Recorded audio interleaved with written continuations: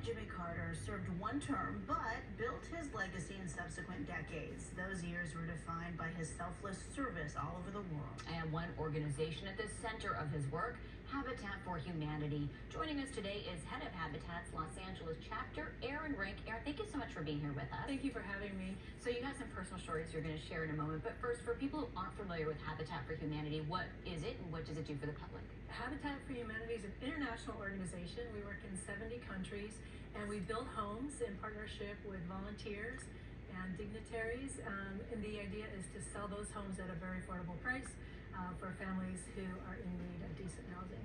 And how is it that the Carters became so involved in Habitat for Humanity? Did it start with just one event and turn into a decades-long dedication? It started in 1984. They came to a Habitat build site, and President Carter, having grown up on a farm, he's a very good carpenter, and he said, I can do this. Like, I can make a difference helping Habitat for Humanity build homes.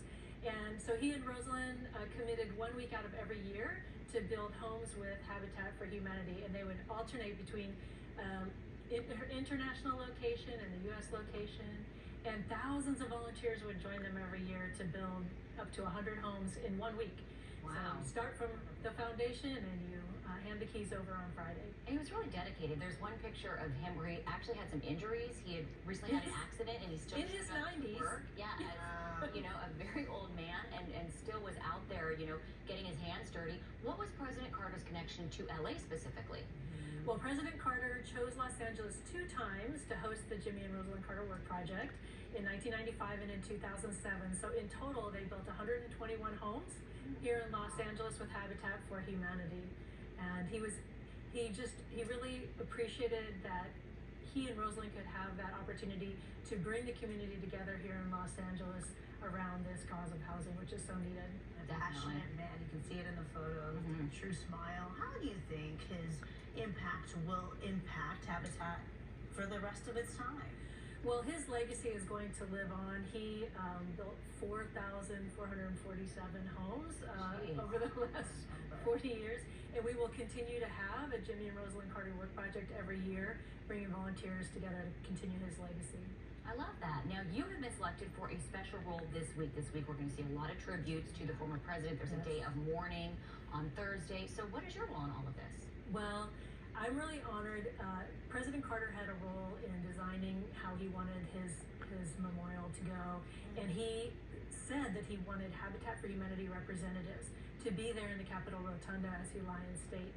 And so there's a small group of about 20 of us who have worked with him over the years, who will be heading to Washington, D.C. To see him in the Capitol and also to extend his services. But the most special part is that he wanted to make sure half of that delegation was Habitat homeowners who live in the houses that he built. So I will be going back with one of our homeowners. Oh, very special.